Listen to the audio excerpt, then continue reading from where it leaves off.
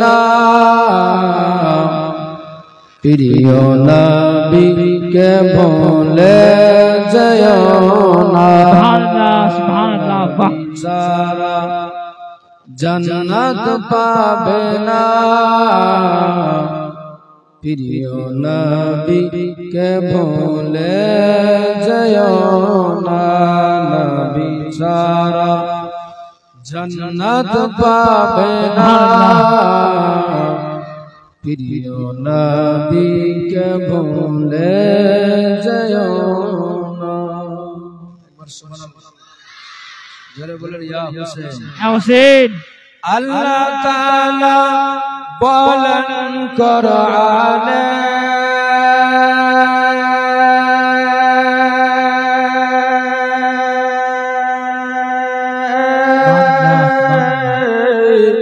যা আছে আসমান জমিনে আল্লাহ তাআলা বলেন কোরআনে যা আছে আসমান জমিনে সবই যে তোমারি অধীনে প্রিয় নবীকে ভুলে যেও না জান্নাত পাবে না প্রিয় নবীকে ভুলে যেও না নবী ছাড়া জান্নাত পাবে না প্রিয় নবীকে ভুলে যেও না क्या बात है নবীজি ছিলেন মায়ের গর্ভে পিতা চলেলেন ব্যবসাতে নবীজি ছিলেন মায়ের পেটে পিতা চলেলেন ব্যবসাতে আসার পথে সে ফিরে এলো না স্বামী হারা হলেন মায়া মিনা আসার পথে সে ফিরে এলো না স্বামী হারা হলেন মায়া মিনা নবী ছাড়া জান্নাত পাবে না প্রিয় নবীকে ভুলে যেও না সুবহানাল্লাহ আরে জোরে নবীজি এলেন দুনিয়াতে চারজন নারী এলেন খিদমতে নবীজি এলেন দুনিয়াতে চারজন নারী এলেন খিদমতে নারী গলি এতই সুন্দরী প্রিয় নবীজির হলেন দিওয়ানা নবী ছাড়া জান্নাত পাবে না প্রিয় নবীকে ভুলে যেও না নবী ছাড়া জান্নাত পাবে না প্রিয় নবীকে ভুলে যেও না বেরেলির ওই আহমদ রাজা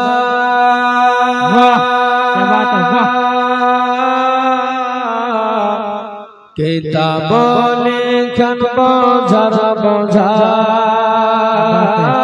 বেরেলির ওই আহমদ রাজা কিতাব লিখন বোঝার বোঝা तीनर किताब पढ़े दुनिया प्रिय नबी के भूले जयो ना नबी छाड़ा জান্নাত পাবে না প্রিয় নবীকে ভুলে যেও না। আল্লাহ তাআলা বলেন কোরআনে, যা আছে আসমান জমিনে, আল্লাহ তাআলা বলেন কোরআনে, যা আছে আসমান জমিনে, সবই যে তোমারি অধীনে, প্রিয় নবীকে ভুলে যেও না। নবী ছাড়া জান্নাত পাবে না, প্রিয় নবীকে ভুলে যেও না। আল্লাহুম্মা سيدنا وعلى آل سيدنا محمد صلى الله تعالى عليه وسلم। উপস্থিত যোগ্য উলামায়ে কিরাম ও বয়োজ্যেষ্ঠ বাবাজিরা, সমবয়স্ক বন্ধুরা, পর্দা আড়ালের মা ও বোন, সকলকে জানাই অন্তরের স্থল থেকে সালাম। আসসালামু আলাইকুম ওয়া রাহমাতুল্লাহি ওয়া বারাকাতুহু। সমস্ত তারিফ, প্রশংসা, গুণগান সে মহান করুণাময় রব্বুল আলামিনের জন্যই, যিনি অক্ষয় অব্যয় ওয়াহদাহু লা শারীক, যে মাবুদ আজ আমাদেরকে 6 রাত্রিতে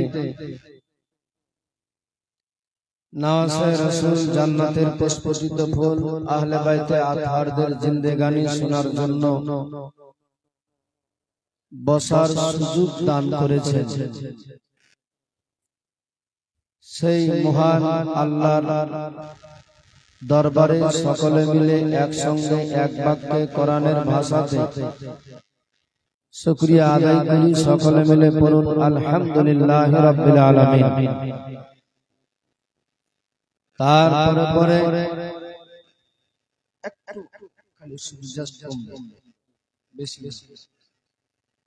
তারপরে শত সহস্র হাজার হাজার শান্তির ধারা দুরূদ ও সালাম প্রবাহিত হোক, বর্ষিত হোক, যিনি ধর্মের গুরু, ধর্মের মূল, বাবা আব্দুল্লাহর ফোঁটায় একটি মাত্র ফুল, মা আমেনার নয়নের পুতুল,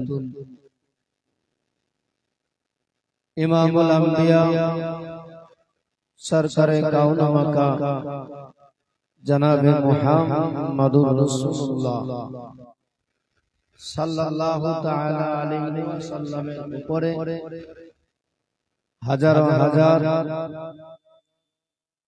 লক্ষ কোটি দরুদ ও সালাম অবতীর্ণ হোক, বর্ষিত হোক। সকলেই পড়ুন আল্লাহুম্মা আমিন। জোরে বলুন আল্লাহুম্মা আমিন। বাবাজি ভাই, আপনারা সকলে অবগত আছেন যে 7 রাত্রির জীবন কাহিনী আয়োজন করা হয়েছিল, আজকে তার 6 রাত্রি। তার মধ্যে আবার কমিটির পক্ষ থেকে একটা দিন আরো বাড়ানোর বিষয় রয়ে আছে।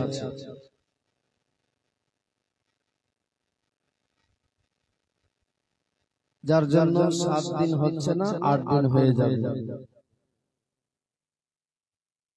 তবে আপনাদের মধ্যে যদি অ্যাক্টিভিশন থাকে, আহলে বাইতে আতহারদের মুহাব্বত, ভালোবাসা, আজ দেখা যায়, তবে আগামীতে বাড়ানো যাবে, নচেত আগামীকাল শেষ হয়ে যাবে। তবে মোহাম্মত ভালোবাসা নিয়ে বসে থাকা লাগবে। আমি যদিও বুঝতে পারছি যে আপনাদের মন ভালো নাই, এমনিতেই সবাই একটু মন অফ মাইন্ডে আছেন, কিন্তু তারপরেও আমি গতকালই বলেছিলাম আমাদের কি কষ্ট। আজ আমরা যিনাদের জিন্দেগানি শুনছি, তিনারা আরো কষ্ট সহ্য করেছে। আমি স্টেজে উঠার 10 মিনিট আগে আজকে আমারও মনটা ভালো না। 10টা মিনিট আগে আমার ফোন আসছে, আমার আপন চাচা শ্বশুর তিনি ইন্তেকাল করেছেন। তো মৃত্যুর কথা বলা যাবে না, কাকে কখন চলে যেতে হবে, কে যাবে, কে থাকবে, কেউ বলতে পারবে না। দাদা ওখানে থাকেন, কিছু লাগে আমি আপনাদের মাঝে নাওসে রাসূল জান্নাতের পুষ্পিত ফুল হযরত ইমাম মুসলিম রাদিয়াল্লাহু তাআলা আনহু দুই ছেলের মনোমান্তিক কিছু কথা বলে বক্তব্যকে এটি টেনেছিলাম। যদিও পারিনি সম্পূর্ণ শেষ করতে, টানতে আজকে যতদূর পারবো আপনাদের সামনে বক্তব্য রাখবো। তবে যদি আপনারা দীর্ঘক্ষণ ধরে বসে থাকেন,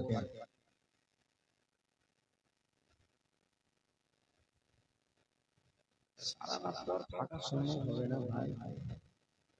তুমি না থেকে যাবে, আমার মেশিন চলে চলছে, মেশিন আমার সাপ্লাই কতক্ষণ দেবে, এটা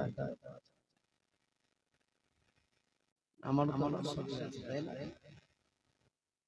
2.5 থেকে 3 ঘন্টা হতে গেলে বডি জবাব দিয়ে দিচ্ছে, যাবার নাম কি নাম ছাড়। প্রতিদিন চলছে তো, বুঝতে পারছেন না, গিয়ে যে রেস্ট পাওয়া যাবে তা না।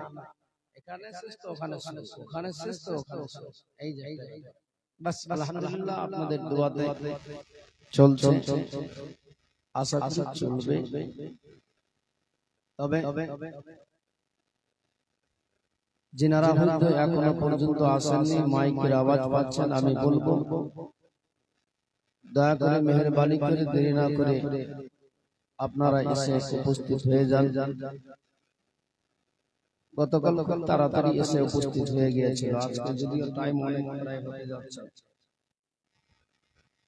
বাস 2-5 মিনিটের মধ্যে আপনারা বসে বাড়ি থেকে এসে বসে যাওয়ার চেষ্টা করুন। জীবনে শুনুন, আসলে আমার অভ্যাস আছে, আমি বেশি বাড়তি কথা এদিক ওদিকে বলতে চাই না। আর যদিও বলি, এবারে কন্ডিশনটাই এমন হয়ে গিয়েছে আর বলাও যাচ্ছে না, যার জন্য ভাবছি শুধু যখন জীবনী করা হয়েছে জীবনী শুনেন আপনারা। বলেছিলাম ইমাম মুসলিমের দুটি বাচ্চা ইব্রাহিম ও মুহাম্মদ, এই বাচ্চা দুটিকে গণহত্যা করে শহীদ করে বেঈমান জাহান্নামী হারিস পাপী এই লালচী কুকুর মুসলিমের বাচ্চা দুটির মাথা, মস্তকে, মুন্ডকে বেগের মধ্যে ভরে নিল। এই শোনো, ভরে নিয়ে যাচ্ছে কোথায়? ওবাইদুল্লাহর দরবারে। ওবাইদুল্লাহ ইবনে জিয়াদ রাস্তায় অপেক্ষা করছে দরবারে। কোন খবর পাওয়া গেল? তোমরা এত মানুষ আছো, কেউ পারলে না মুসলিমের বাচ্চাদের ধরতে? তোমরা পুরুষ আছো না কাপুরুষ আছো? মাত্র 7-8 বছরের বাচ্চা, তাদেরকে এনে আমার কাছে হাজির করতে পারবে না? এই কথাই বলছে, পিছন দিক থেকে বলছে, জাহাপানা আমি নিয়ে চলে এসেছি, চিন্তার কিছু না। যেমনি বলেছে সবার মুখ ওবাইদুল্লাহ ইবনে জিয়াদের দিকে ততক্ষণ ধরে ছিল, যেমনি পিছন থেকে ডেকেছে, জাহাপানা আমার কাছে আছে, নিয়ে এসেছি মুসলিমের বাচ্চাদেরকে। সবাই পিছন দিকে তাকিয়ে দেখছে, দেখি মুসলিমের বাচ্চাকে কে ধরে এনেছে। দেখা যাচ্ছে বাচ্চা নাই, তবে হারিস বেঈমান একটা ঝোলা ব্যাগ নিয়ে এজিদের দরবারে যাচ্ছে। সবাই ভাবছে যে আমার এমনিতেই তো ওবাইদুল্লাহ রেগে আছে, আবার মিথ্যা কথা বলছে, বাচ্চাকে আমি নিয়ে আসছি অথচ নাই পাশে, এর তো জান। এটা কিন্তু মানুষ ভাবছে এর তো জান যাবে, মিথ্যা কথা এখন বললে হবে, এমনিতে রেগে আছে, আবার রাগ উঠালে রাখবে। সরাসরি ওবাইদুল্লাহর টেবিলের মধ্যে ব্যাগটা রেখে দিল। ওবাইদুল্লাহ ইবনে জিয়াদ বলে, বাচ্চা কই? বাচ্চা না দিয়ে ব্যাগ থেকে ইব্রাহিম ও মুহাম্মদ মুসলিমের বাচ্চা দুটির কাটা মাথা মস্তক টেবিলের মধ্যে রেখেছে। আর যেমনি রেখেছে, রাখতে নাই, ওবাইদুল্লাহ দেখে চমকে উঠেছে। শুধু ওবাইদুল্লাহ যে চমকেছে তা নয়, যত মানুষ ছিল সবাই আশ্চর্য হয়ে গেল। আরে কোন কারবার, আবার কি করলো এটা? বাচ্চাদের নিয়ে আসার কথা ছিল, কিন্তু জবাই করে মাথা কেটে আনবে এটা তো কথা ছিল। ওবাইদুল্লাহ রেগে গেল, বেঈমান, নাদান, আমি তোমার মুসলিমের বাচ্চাদেরকে জবাই করতে বলেছি? বাচ্চাদেরকে আমি কাটতে বলেছি? জীবিত অবস্থায় আনার কথা বলেছিলাম আমি, তুমি জবাই করলে কেন? এখন ওজিদের দরবার থেকে যদি আমারে চিঠি করে মুসলিমের বাচ্চা দুটিকে আমার দরবারে সশরীরে জীবিত অবস্থাতে পাঠাতে হবে, বল নাদান, আমি কি জবাব দেব ওজিদের দরবারে? কাটলি কেন এমন করে? তোকে তো আমি কাটার পারমিশন দিইনি, তোকে তো আমি মারার জন্য বলিনি। বলে আসলে জাহাপানা আমি মানলাম এই জন্যই যে আমি যখন রাস্তায় আসছিলাম আমি ভাবছি যে আমার থেকে তো আরো বীর বাহাদুর বড় বড় আছে, তারা যদি আমার কাছ থেকে ছিনে নেয়, আপনার যে ইনাম, আপনি যে পুরস্কার দেওয়ার জন্য ঘোষণা করেছেন, তা থেকে যে আমি বঞ্চিত হয়ে যাব, এই জন্যই আমি ভাবলাম যে তাদেরকে অন্তত তাদের মাথাগুলো তো নিয়ে যেতে হবে। এজিদের দরবারে ওবাইদুল্লাহ ইবনে জিয়াদের দরবারে হাজার হাজার মানুষ সবাই হতভম্ব হয়ে গেল, রেগে রাগান্বিত হয়ে দাঁড়িয়ে আছে, কেউ কথা বলে না। ওবাইদুল্লাহ ইবনে জিয়াদ বলে, তুই যখন মুসলিমের বাচ্চা দুটিকে বিনা পারমিশনে কেটেছিস, তোকে উচিত সাজা শাস্তি পেতে হবে। কে আছো তোমরা? এই নাদান, এই বেঈমান গাদ্দারকে কে মারতে পারবে? এমনিতে নিজেও তো গাদ্দার, কিন্তু তারপরও আবার চোরের মুখে ধর্মের কাহিনী, কিন্তু তারপরও তাকে খারাপ লেগেছে। কে পারবে এই মারতে হারিস বেঈমানকে? মুলকে শাম থেকে নিয়ে বিভিন্ন জায়গার মানুষ ছিল সেখানে, তারা হাত দেখিয়ে, ওই কুফার কিছু আশিক প্রেমিক ছিল, তারা হাত দেখিয়ে বলেছিল, জাহাপানা, আপনার যদি পারমিশন হয় দিয়ে দেন, আপনি আমাদের হাতে তুলে একে আমরা জিন্দা রাখবো না। তারা তাদের কথা শুনে ওবাইদুল্লাহ ইবনে জিয়াদ বলেছিল, নিয়ে যা, উচিত সাজা শাস্তি তাকে পেতে হবে। নিয়ে চলে গেলেন বাবা ধরে, নিয়ে গিয়ে ফোরাত নদীর ধারে নিকটে নিয়ে যাওয়া হয়েছে। তখন বলা হয়েছিল কোথায় জব করেছিস মুসলিমের বাচ্চা দুটিকে বল। নিয়ে গেল, নিয়ে গিয়ে বলছে এই জায়গায়। কোনটা হাত দিয়ে মেরেছে, যেমনি ডানটা হাত দেখিয়েছে সঙ্গে সঙ্গে তরবারি বের করে ডান হাতের মধ্যে এমন জোরে তরবারি মেরেছে জাহান্নামী বেঈমানকে। ওই জাহান্নামী বেঈমান হারিসের ডান হাত কেটে মাটিতে পড়ে ছটফট করতে লাগলো। এই বেঈমান যেমনি তার হাত কেটেছে, যত আশিক প্রেমিক ছিল ইমাম মুসলিমের সবার কাছে বলে ভাইরা ছেড়ে দাও, ছেড়ে দাও আমারে, আর মেরো না, আর মেরো না, আমাকে ছেড়ে দাও, আমি আর থাকবো না, একটা উচিত সাজা শাস্তি পেয়ে গেলাম আমি।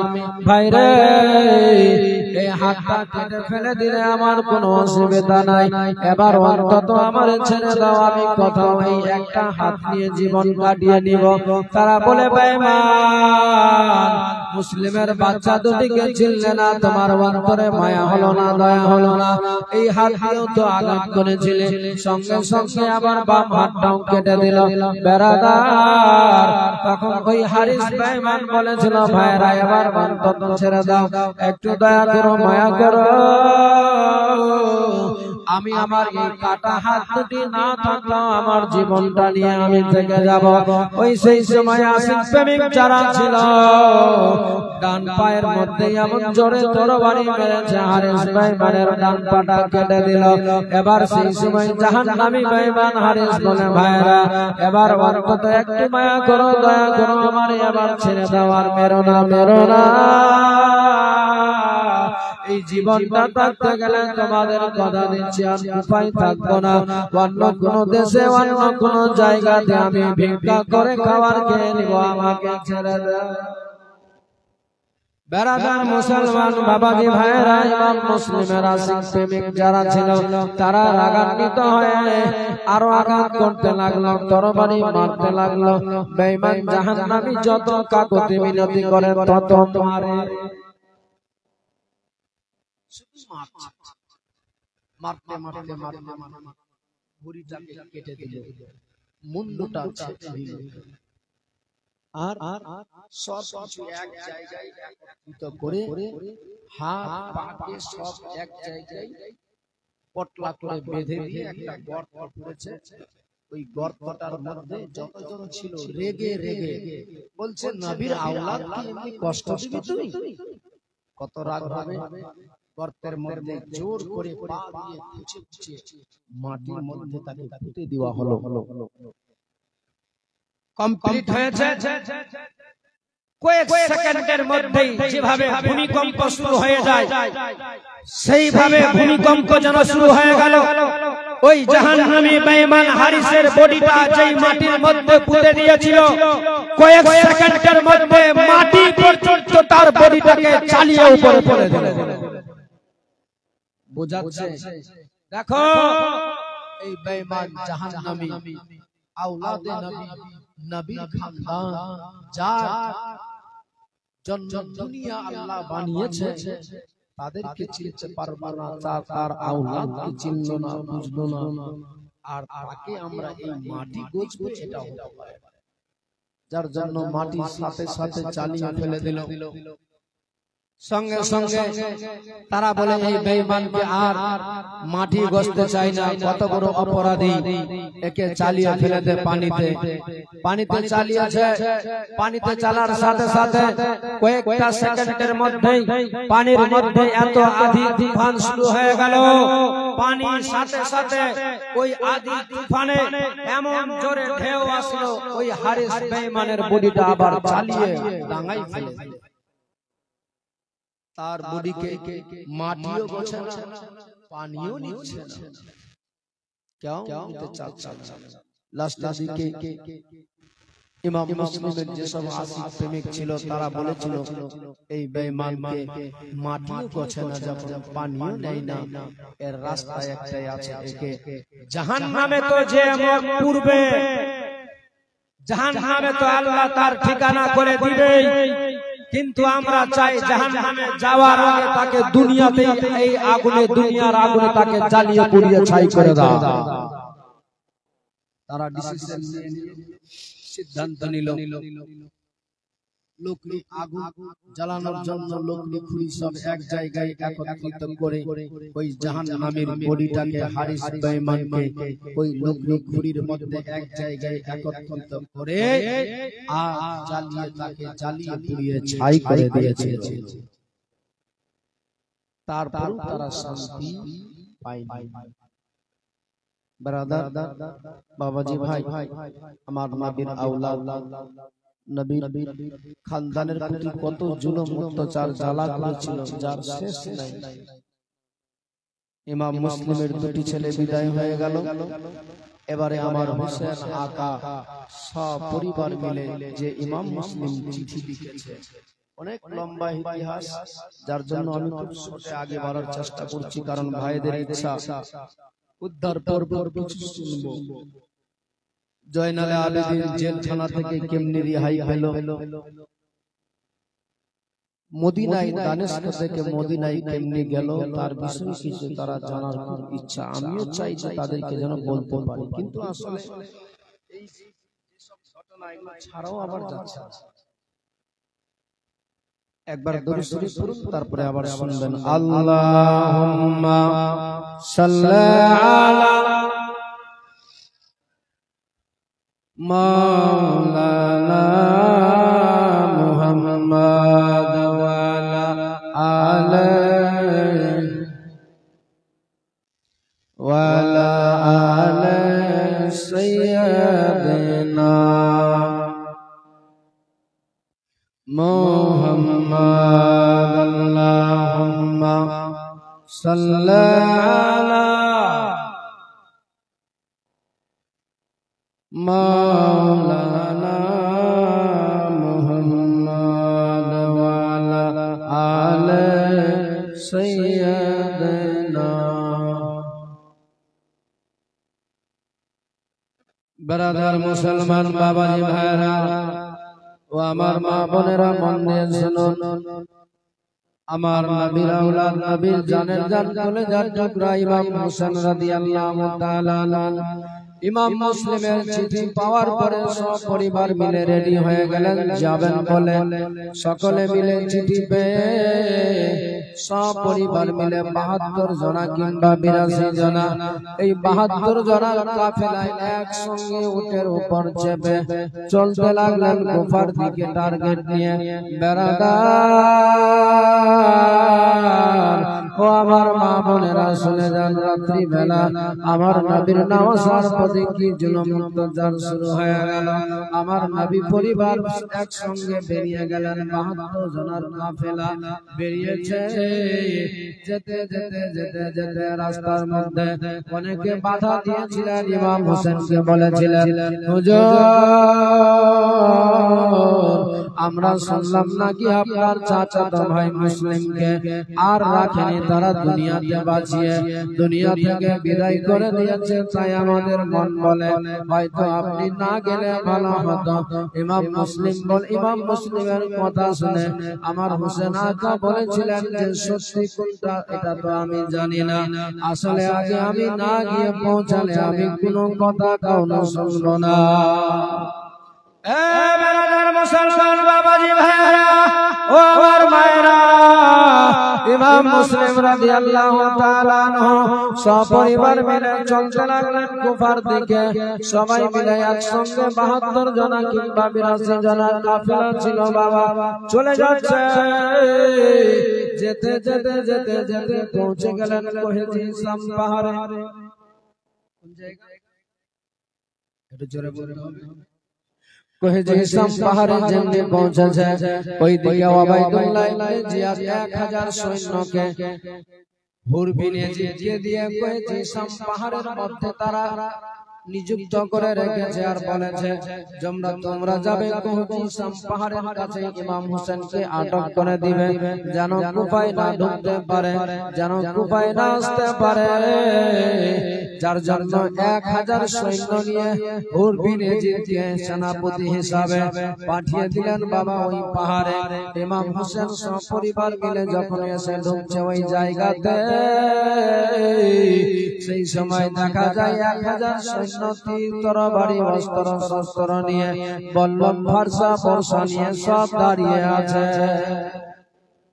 ইমাম হোসেন বলেছিলেন, ভাইরা তোমরা কে গো, তোমাদের বাড়ি কোথায়, কি চাও, কি জন্য এইভাবে রাস্তা বেলায় এই পাহাড়ে তোমরা চতুর্দিক দিয়ে ঘেরাও করে নিয়েছ? তারা বলেছিলেন, হুজুর আমরা চাই আপনাকে আর যেতে দেওয়া যাবে না, কুফায় আপনার জন্য যাওয়া যাবে না। আমার হুসেন আকা বলেছিলেন, কেন ভাই, আসলে কেন তোমরা আমাকে বাধা দিতে চাচ্ছ? আমি কি অপরাধ করেছি, কি জন্য কেন তোমরা আমার বিপক্ষে দাঁড়িয়ে গেলে? বলে, আমরা অত কিছু জানি না, ইয়াজিদকে মানানো এখান থেকে আপনার আর যাওয়া হবে না। ইমাম হোসেন রাদিয়াল্লাহু তাআলা আনহুর সাথে আপন চাচাতো ভাই সালামদার আব্বাস ছিলেন। ইমাম হোসেনের সঙ্গে অনেক জন আশিক প্রেমিকরা ছিল। বাবারা, আমার ইমাম হোসেনের নিজের সন্তান ছিল, 22 পুত্র ছিল, টোটাল 72 জনের কাফেলা তারা সবাই ছিল। ইমাম হোসেনের সামনে সেই সময় তার আশিক প্রেমিকেরা বলতে লাগলেন, হুজুর একবার শুধু পারমিশন দেন। তারা কিভাবে? হয়তো মনে হয় তাদের দেহে রক্ত মাংস আছে, আমাদের দেহে রক্ত মাংস নাই। একবার পারমিশন দেন, তাদেরকে কচু কাটার মতো সাফ করে আমরা চলে যাব কুফাতে। আমার নবীর নওয়াসা জানেন জান হুসেন আকা বলেছিলেন, ও আমার ভাইরা, ও আমার আশিক প্রেমিকেরা, আমরা নবীর আওলাদ, আমরা নবীর খানদান, আমার নবী হচ্ছে আমার জানের জান। আমার নবী আদর্শ শিখিয়েছে, কাউরে আমরা আগে আঘাত করি না, কাউরে আমরা কষ্ট দিতে চাই না, তাই আমরা কোনো মতেই কাউকে কোনো কষ্ট দিব না। আসলে তারা কি করতে চাচ্ছে তাদের একটু দেখবো, তারা ঘোরা। ইমাম হোসেন বলতে লাগলেন, ও ভাইরা, এই জায়গায় ঘোড়াগুলো বেঁধে দাও, এখানে একটু আমরা রেস্ট নিয়ে নিব। ইমাম হোসেনের কথা শুনে তারা মেনে নিলেন। ইমাম হোসেনের আশিক প্রেমিক যারা ছিল, ইমাম হোসেনের কথার বিপক্ষে একটু গায়ে এক চুল তারা চলতে রাজি নয়। ইমাম হোসেন যা বললেন তারা অক্ষরে অক্ষরে পালন করার জন্য খরা থেকে নেমে সবাই রেস্ট নিতে লাগলেন। নামাজের সময় হয়ে গেল। ইমাম হোসেন বলতে লাগলেন, আজান দিয়ে দাও, নামাজ পড়ে নিব। নামাজ পড়ার জন্য দাঁড়িয়ে গেলেন। তাদের মধ্যে যে 1000 সৈন্য সেনাপতি হুর বিন ইয়াজিদ ছিল বাবা, তাদের মধ্যে থেকে হুর বিন ইয়াজিদ নামাজ ইমাম হোসেনের পিছনে পড়েছিল। তারা অনেকে আশিক প্রেমিক, তাদের মধ্যে অনেক লোক ছিল, তারাও ইমাম হোসেনের পিছনে কয়েক ওয়াক্ত পড়ে নিল।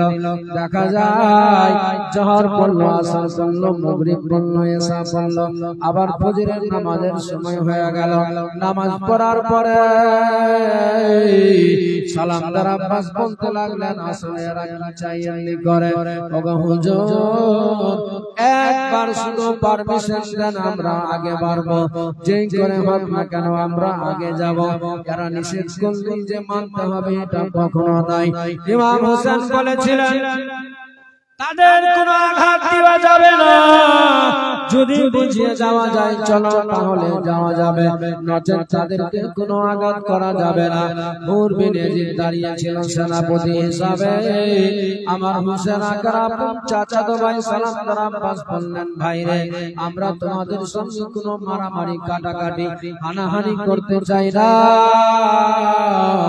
আমরা চাই কুফাতে যেতে, আমাদের যেতে দেওয়া হোক। তোমরা বাধা দিয়ে কেউ পারবে না, তোমরা বলে যেও না আমরা হচ্ছে শেরে খোদার শের, আমরা নবীর আওলাদ, আমাদের দেহের মধ্যে নবীর রক্ত প্রবাহিত করে। তোমরা যদি আমাদের মাথা গরম করো তাহলে কেউ তোরা বাড়িতে রেহাই পাবে না। যেমনি এই হুমকি এই কথা বলে, বলার সাথে সাথে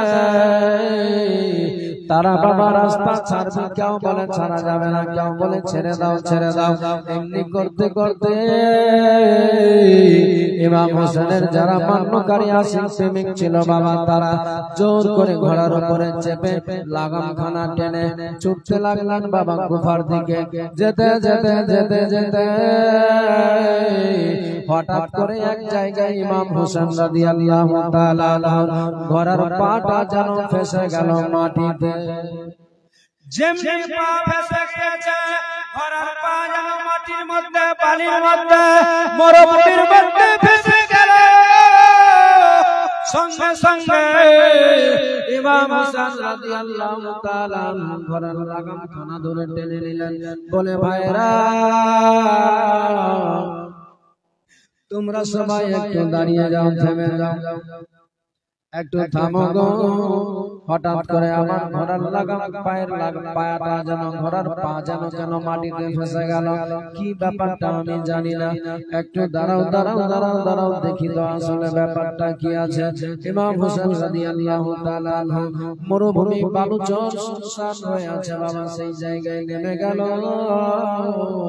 যেমনি নেমেছে ওই রাস্তা দিয়ে দেখা যায় এক আল্লাহর বান্দা যেন কে চলে যায়। আমার হোসেন আকা বলেছিলেন, ভাই ও আল্লাহর বান্দা বলো তো এই জায়গাটার নাম কি? যেমনি বলেছে ওই লোকটা বলে, হুজুর এই জায়গাটার নাম হচ্ছে কারবালা। যেমনি বলেছে এই জায়গার নাম কারবালা, আমার হোসেন আকা সঙ্গে সঙ্গে থমকে দাঁড়িয়ে গেলেন বাবা ওই জায়গাতে। সবাই আমার হোসেন আকার দিকে তাকিয়ে আছে। আমার হোসেন আকা বলতে লাগলেন, ভাইরা নেমে যাও, ঘোড়া থেকে নেমে যাও। এই জায়গাতে আল্লাহ তাআলা যেন আমার ইমাম হোসেন আকাকে সব দেখিয়ে দিয়েছিলেন আত্মার যোগে। আমার হোসেন আকা সেই সময় চতুর্দিকে তাকাচ্ছে, ডানে তাকায় বামে তাকায়। ইমাম হোসেন বলতে লাগলেন, ভাইয়েরা সবাই নেমে যাও তোমরা তাড়াতাড়ি করে। দেখো দেখো দেখো দেখো, এই জায়গায় তাম্বু বাঁধার কথা, এই জায়গাতে আমার ঘোড়া বাঁধার কথা, এই জায়গাতে আমার আত্মীয় স্বজনদের শহীদ হওয়ার কথা। ও আমার আশিক প্রেমিকেরা গো, আর যাওয়া যাবে না, এই জায়গাটা হচ্ছে কারবালা, এখান থেকে আমাদের যাওয়া শেষ হয়ে গেল। আওয়াজটা অন্তত লাগিয়ে বলতে হচ্ছে, হালকা বেশি। বারাদার বাবাজি ভাইরা ও আমার মা বোনেরা, আমার হোসেন আকা রাদিয়াল্লাহু তাআলা বলতে লাগলেন, ভাইরা নেমে যাও, এখানে আর যাওয়া যাবে না, সামনের দিকে আগা বাড়া যাবে না। যেমনি খবর পেয়ে গেল ওবাইদুল্লাহর কাছে কানে খবর চলে গেল গো, ওবাইদুল্লাহ যেন শুনতে পেয়ে গেল ইমাম হোসেন সপরিবার মিলে কোহেজিসাম পাহাড়ে 1000 সৈন্য রেখেছিলাম, পারল না তারা থামতে। ইমাম হোসেন 72 জনা কাফেলা নিয়ে বর্তমানে এখন কারবালার মতো জায়গাতে হাজির হয়েছে। সঙ্গে সঙ্গে ওবাইদুল্লাহ ইবনে জিয়াদ শত শত হাজার হাজার মানুষকে নিযুক্ত করে দিল বাবা, নির্ধারিত করে দিল। তারা আগে টার্গেট নিল সর্বপ্রথমে হোসেনকে কাতল করতে গেলে একটাই রাস্তা আছে, দানা পানি খাওয়া দাওয়া সব যেন বন্ধ করে দেওয়া যায়। আগে সর্বপ্রথমে ফরাত নদীর পানি যে রয়ে আছে যেন পানি না পায়, যার জন্য 22,000 সৈন্য দিয়ে ওই ফরাত নদীটাকে ঘেরাও করে দিয়েছে। শুরুতে কয়েক হাজার এসেছিল, তারপরে আস্তে আস্তে এজিদের পক্ষ থেকে যে এলান হয়েছিল যে ইনাম পাওয়া যাবে, যারা হোসেনের বিপক্ষে লড়বে তারা অনেক টাকা পাবে, অনেক অর্থ পাবে। তারা টাকার লোভে, অর্থের লোভে ইমাম হোসেন আকাকে নবীর আওলাদ বলে ভুলে গেল গো। সবাই এসে ফরাত নদীটাকে ঘেরাও।